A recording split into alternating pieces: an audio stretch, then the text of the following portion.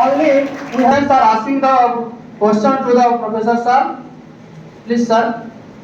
Hello, hello. Thank you so much, sir. So, I have a question, sir, that can you please explain me the mechanism of that how a polymeric nanoparticle can cross the blood-brain barrier?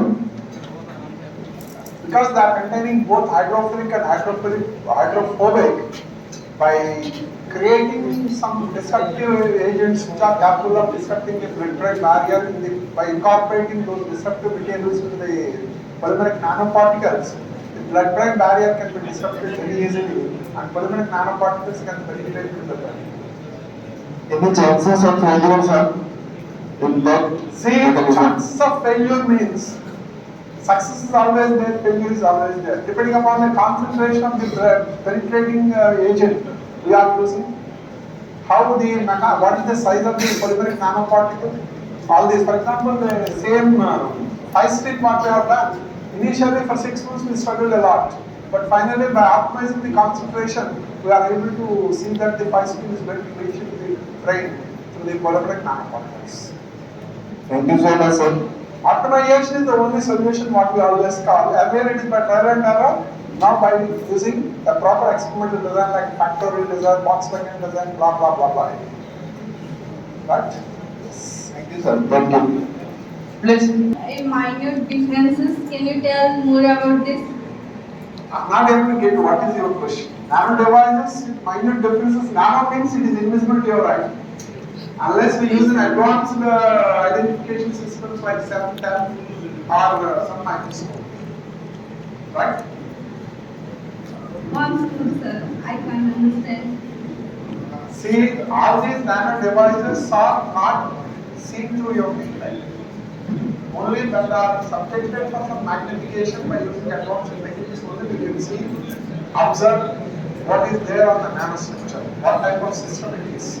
Like a liposome, nanoparticle, or nanocrystal, or polymeric nanoparticle, something like that. Based on the manufacturing approach we are using, based on the type of the system that is being developed, based on the type of the materials we are using in their preparation, we can classify them as liposomes, nanoparticles, nanocrystals, nanotubes, something like that.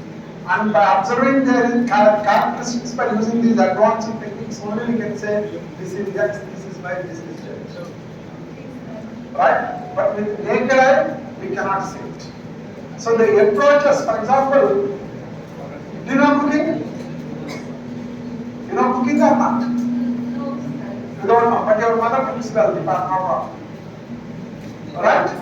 So, I ask a simple question, just take it in the right spirit.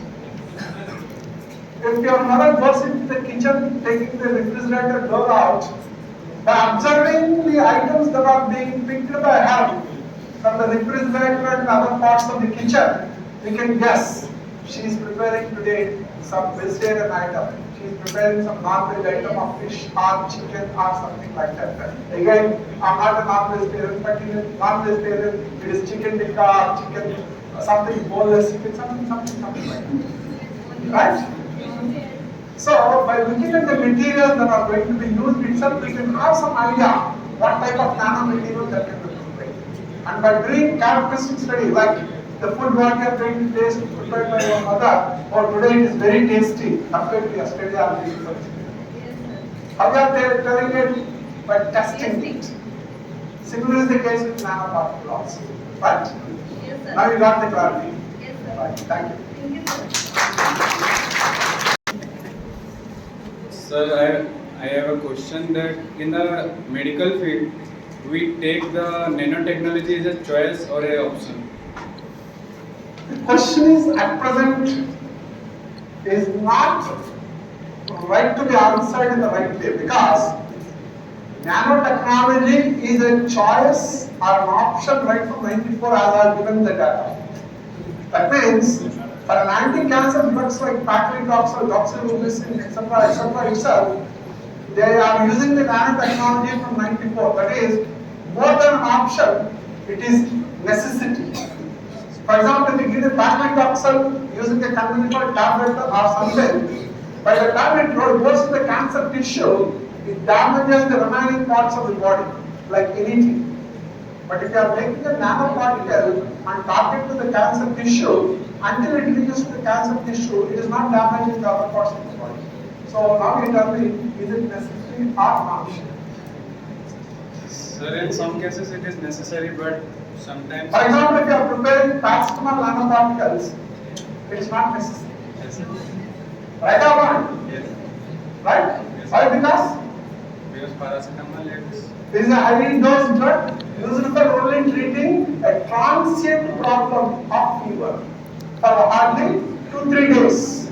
But cancer, we have to administer the drug for at least 6 months to 3 months, 4 years or 5 years sometimes. So in such cases, the damage. Yes.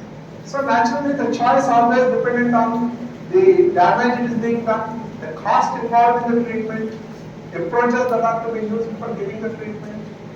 All these are going to be taken into consideration. For example, I put the answer in a different question for one extra minute.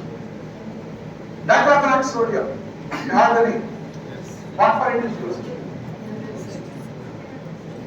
Analgesic. Analgesic, non-steroidal anti-inflammatory agent, NSAID. Yes, sir. Right?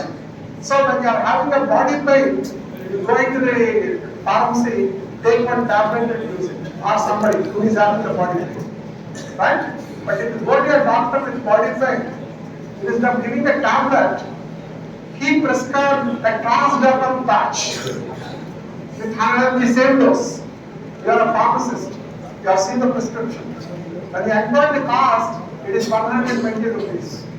Immediately what you will say? Don't use it, man. You will go and take a tablet of 100 tablet which is 50 pies.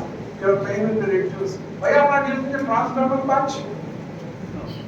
Cost effectiveness. Right or not? Yes, sir. So these factors will influence the use of nanotechnology also. Always. Right? Thank you, sir.